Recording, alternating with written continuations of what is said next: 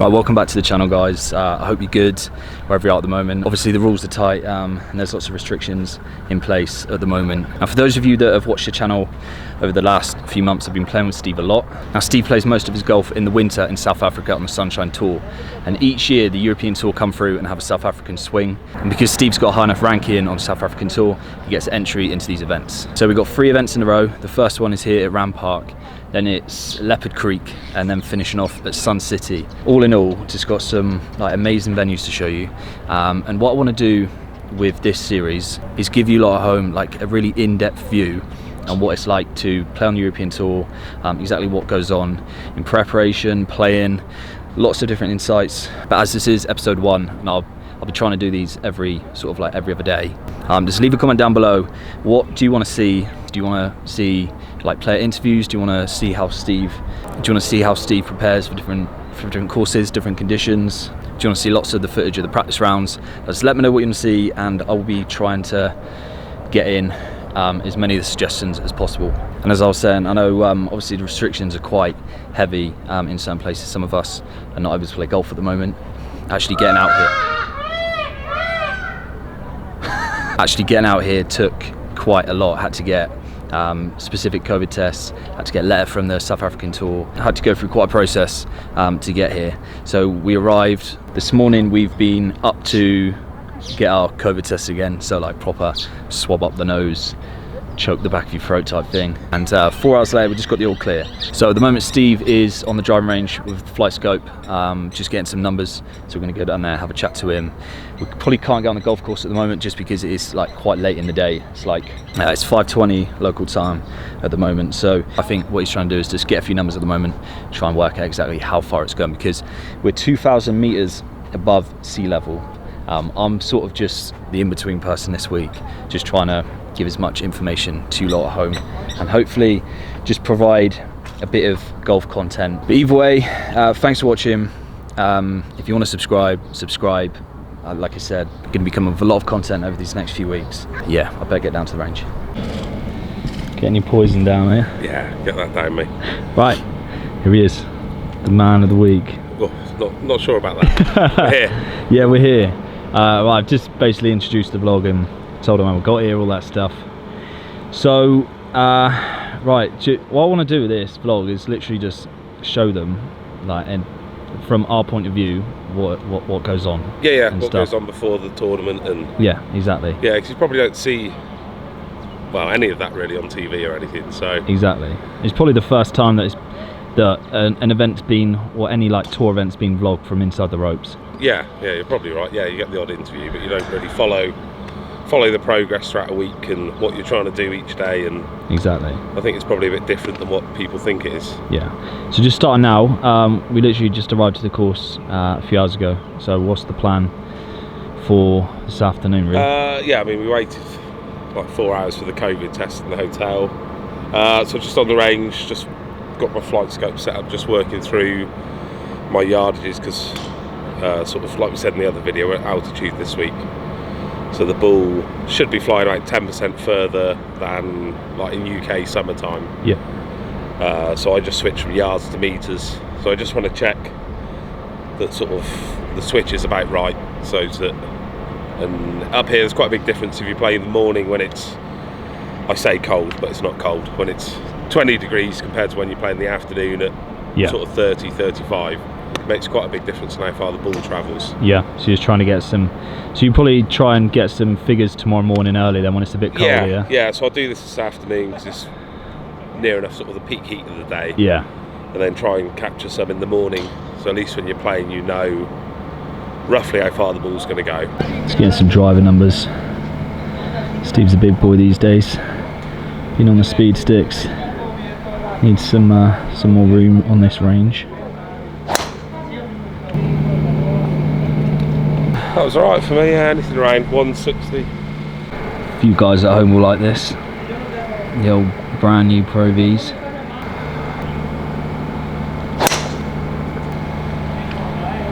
Haven't landed one outside of that sign yet. What's that? What number? 166.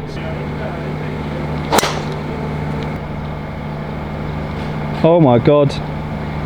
You've nearly killed that guy on the back of the range. What's that, 168?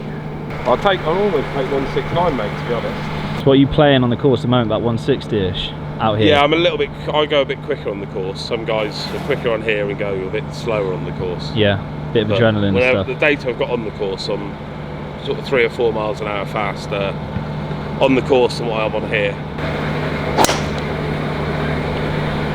Wait for it. Split the sign. It's literally split it. No! This could make or break our evening here.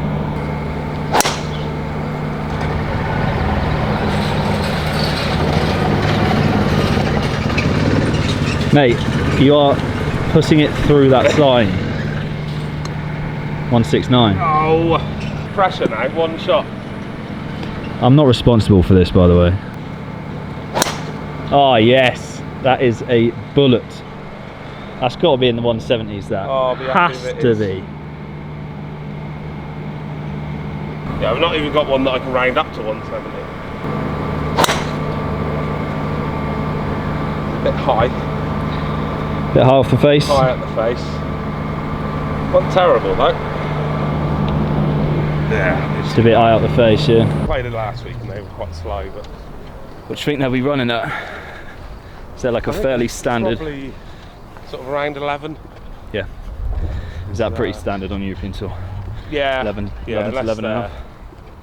If they're quite flat, they try and get them a bit quicker. If they're quite slopey, they'll run at sort of 10. What have we got this week? The middle of the greens are flat, if that makes sense. There's quite a bit of slopes on the edges. Oh, here we are, putting green. Caddy with stint meter. Not sure if that's like tour officials getting the official stimps or it's just, it looks like it is, to be fair. It's got the official chart out there. So yeah, it's Monday today.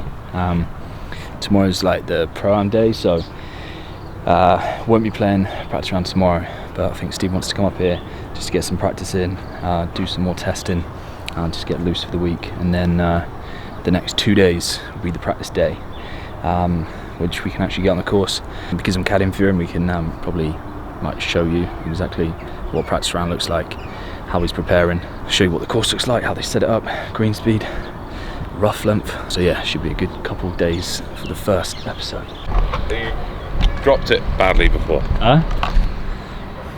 No, I haven't actually. No. I was just going to show him our ride for the week. Oh, well, I might just clear it out. As you can see, we're riding in style this week with the Nissan Almera. It's a bit of a machine, isn't it? It's a beast. Any special features on it, or? Oh, stop it. Stop it. That's literally the only feature it has. Yeah, and the Mechanical boot. Semi bit of aircon. Yeah. That sort of works after about 25 minutes. It got us there this morning though, when we had to drive through Johannesburg to get, we had like 15 minutes to get our COVID test done. Yeah, no, it produced the goods. Rally car there. We've already got to drive 4 hours to Leopard Creek next week, and then about 6 hours to Sun City the week after. So 4 hours, like you're saying as well, isn't it? It's not. Yeah, no, the traffic's not a problem. Just keeping hold of the car can be in Joburg. You're going to see a lot of wildlife. He's going straight at us. He's posing for the camera. There you go, look. Smile. Typical arrogant now, isn't it? I think they're nails, aren't they, the ones with the feathers? Yeah, I think so. Well, that's like a mating thing, isn't it? Like why they've grown all that to attract females, and it's just like evolved throughout the years to be really just impractical now, to be fair. Their gun show, isn't it? All of that style, yet they're eating, you know, whatever that is on the floor. It's Johannesburg. Just cruising back from the golf course. It's like, what, 2 miles from where we're staying. So like our hotel, because they've got this bubble thing going on at the moment. So is our hotel pretty much is that just European Tour players that just use that as the base type thing? European and Sunshine Tour players. There's three hotels this week. Right, okay. All the players have to stay in. This is quite a common theme here. Just jumped at the back, hitched the lift. He's just chilling. Here we are, hotel for the week. Nice evening. Right, good morning. Just got up, had a little chat about Decade and stuff. Yeah, just gonna make a coffee, get going, and then we get to the golf course, starting at fairly early today, and yeah, basically take you along for the day, show you what's going on now that we can spend a bit more time. So we got to the course at like 4 o'clock yesterday after waiting to get the results back, so today's going to be getting there, you know, 10 in the morning or 9:30 in the morning, so we've got a full day practice. Again, going to get in the gym as well, so yeah, you can see everything. And if you want some diet advice, speak to Steve Surry. It's not all my doing. Yeah, so this bubble that we're in, we're at a hotel, which is a nice enough hotel, but they're not serving food, so we have to order in basically every night. So we've got Uber Eats. So we've done McDonald's, we went Thai last night. Yeah, we weren't too bad last night. Sushi. Yeah, you had a bit of sushi, didn't you? I had a bit of Thai Greek curry, which is not bad at all. But yeah, I think we're going to exhaust the list. I was told to come out here, could have some nice steaks. You can't really order that in a cardboard box, can you? It probably wouldn't be the same. No, it won't do it justice. Do you ever get nervous doing? Not nervous, but like if you're in a round and you're like. Yeah, sometimes, mate. Sometimes it's a bit awkward. I used to get it a lot though. Like when I first started doing it, it'd be like I'd be in a car park filming, and if anyone like parked in the car park, I'd be like, turn it off. Yeah. Turn off. It's weird, yeah. You get used to that though, and you just, and yeah, me and Flower just film in like public places, like obviously getting weird looks and stuff, but it's normal, wouldn't it? It is now, yeah. It's getting more like socially acceptable. Right, so we've just got the course planners for the tournament. So probably quite a lot of you at home that have never seen these, and nor have I, because I opened it the wrong way. Moved it back to front. Jesus, you knew that as well, didn't you? You were just waiting for that to click. Right, you might have to talk me through this, Steve, at some point today.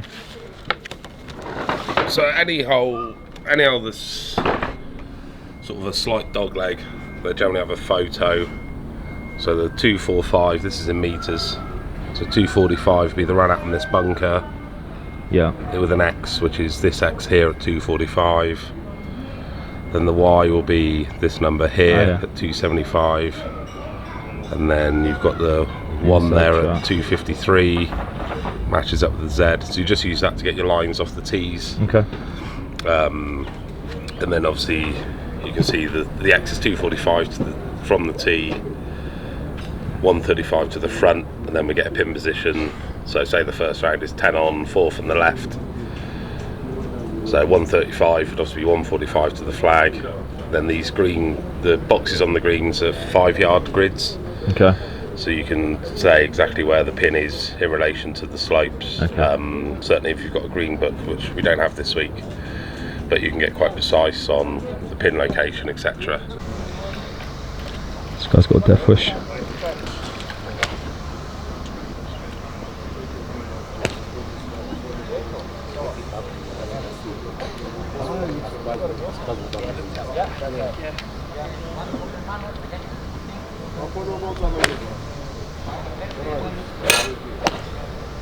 Right, a bit of tour spotting.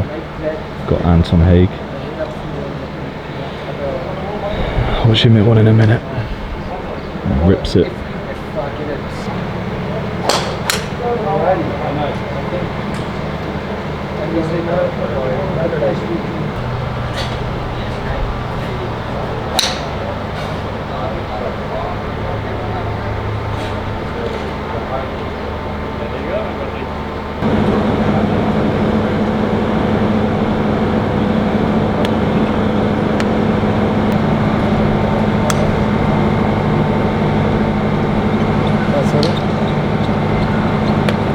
This guy swings it well.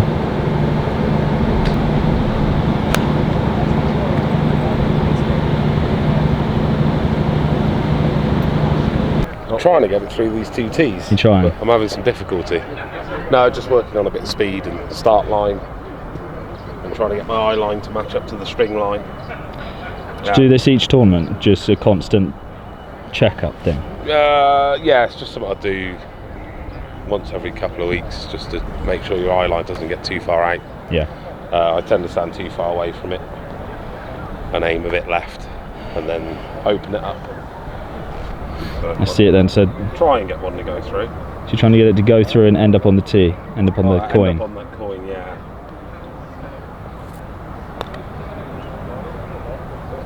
Just nick the tee. What do you think these are running at the moment? I think so. They're like just over 10 at the minute. Yeah, they don't look super fast though. They're not very fast. They'll be a bit faster on Thursday. So just got out onto the golf course after a morning practice. Steve's hit some balls and done some putting. Well, basically, this is my first look. Steve's played this course plenty of times in this European Tour event, and he played it like 3 times last week, so he knows his way around. But just making notes in his yardage book and just, I guess, getting an idea for how the ball's reacting on the greens, even though it'd probably be similar to last week, probably just a bit quicker. Here's a look at the first. So you've got a par 4, tightens up at like 270, so this is just like a 3 wooden 6 or 7 iron into this green, which yeah, it's pretty slopey. Quite a bit of slope on this, isn't there? Yeah, most of the greens are like quite, the middle bit's generally quite flat. This is quite slopey, but then there'll be a lot of slopes on the edges of the greens. Yeah, just so like drop off. If you short size yourself, you're stuffed basically. Yeah. This has got a few tiers. The next green's got a couple of tiers, but they're well shaped greens. Only one way to play this shot, isn't there? Yeah, see if you get thick, innit, round the back. And that's where you can just go like straight under it, because it's sat down, but it's still 2 inches off the ground.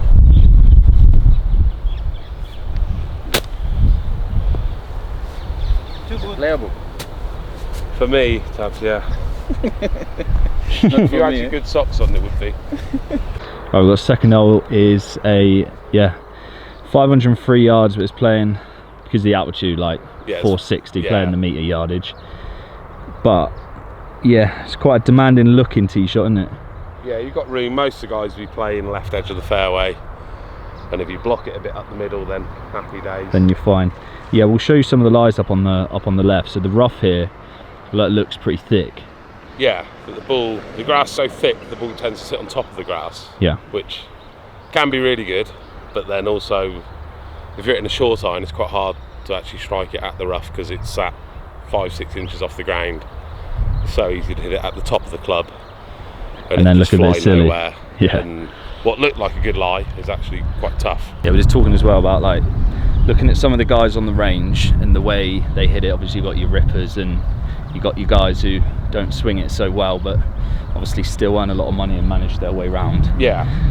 And talking about what like the perception is of tour players and how they're so like above, but the way that some people think that the tour players are like above everyone else is slightly different to what reality is. Most of the guys are so good at like managing their game and working out what is best for them. Like if you're a bomber, hit driver a lot, you'll have weeks where you hit it offline, miss the cut, but you'll also have weeks where you're hitting the fairways, and that'll make up for your missed cuts. You'll have a really good week. Some of the guys who just plod along, play the same game every week and won't look that impressive. I think most people at home think everyone is a bomber, a Bryson just stripe pitching it 330 straight down the middle of every fairway. That's not the case at all, really. That's what I was saying to Steve. That's what I'm trying to get out of this week, is not because like before when I went to some of these events, like went to the Open and stuff, I would just want to find the ball strikers and just watch what they do, watch them hit the ball. I think this week and these 3 weeks I'm going to try and find more like the guys that don't look so impressive but manage their games and sort of, well, it's just managing your game, isn't it? That's what it is. Yeah. That's how they get it round. Repeating the same thing over and over again, even if it's not that pretty. Like if you can repeat it, then it's fine. You can play good golf from that. Yeah, based on this, you've got well, like a 30-yard fairway, quite a daunting looking shot. But so you aim left side of the fairway. If you pull it 10, 15, yeah, you're in the rough. I mean, the main aim is to take that water out of play, and if you happen to hit it up the right, then it's a bit of a lucky shot rather than viewing it at home. You think, oh, that's where they're trying to hit it, but most of the guys will be trying to hug the left-hand side. If you hit it over here, hopefully you get in the right lie. You can still get up in 2. Yeah. And if you hit it down the right-hand side, that's a bit of a block rather than Yeah, sat at home watching. Oh, do. they're so good. They can aim 10 yards away from the water, and it's like that's not the case at all. They're aiming left edge of the fairway, give themselves room for error. Do you want to give an example of some lies? Yeah. So the rough here, it looks well, it is thick. I mean, this stuff's like, I don't know, it's wiry. I haven't talked about the grass yet either, so it's like kikuyu around here. Yeah, so it's real thick blades, thick, strong blades of grass. So, I mean, this grass is, I don't know, That's deep. 9 inches, 8 inches deep, but the ball will pretty much sit on top of 4 or 5 blades of grass, whereas obviously back home it just falls straight to the bottom. So most of the time it will tend to sit up. I don't know, I'll drop a few in, like that sort of just jumps drop down up and jumps back up. And that one's not so nice. No. It's pretty much how you've got to play chip shots around here, because the kikuyu is such a like firm grass, the ball always sits up on it, so you can't play little bump and runs through the fringe. You've got to literally hit the open face spinner from pretty much everywhere. Getting a picture of the course, very tight off the tee. Do you think they cut the fairways in for this event, or is this pretty standard? Might grow them in a little bit, yeah. I mean, there's probably where the guys over the bunker still on the fairway there, so.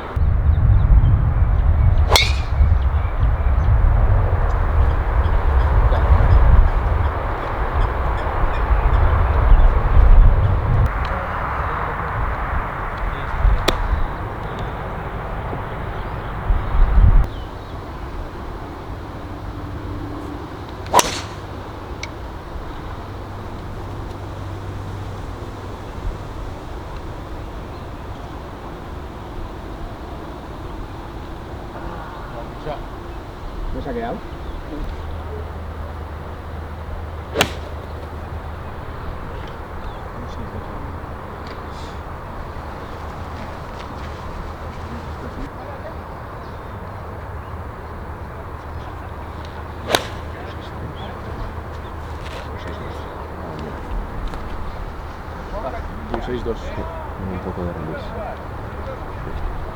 And Dean was playing well, and then I won like 14, 15, 16 and won the last to win. I think I got through to the last 8.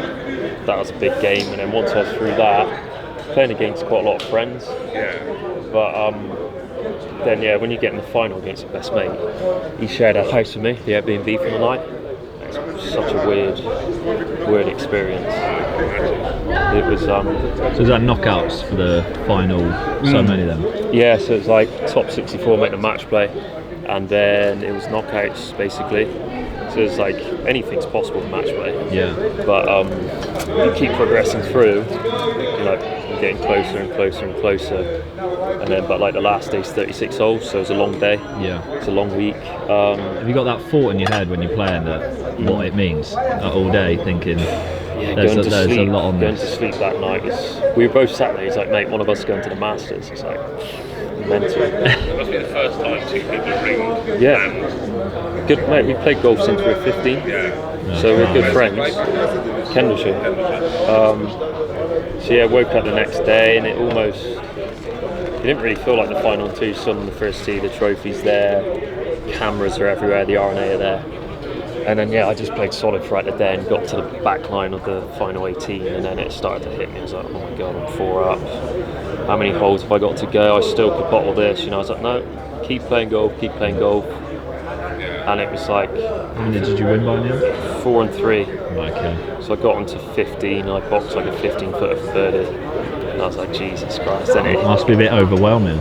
honestly, mate, it's so strange just to know what you're competing for. Masters, British Open, US Open. Wow, you got 3 majors next year, and the Memorial you were saying as well. Yeah, I think so.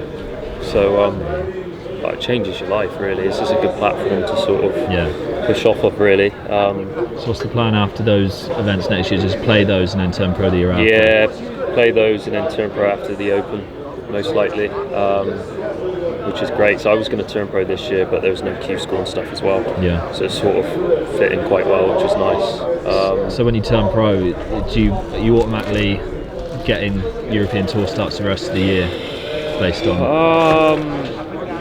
Hopefully I'll get a few. I think it all depends on how I get on in those next year as well, but usually I should get a few.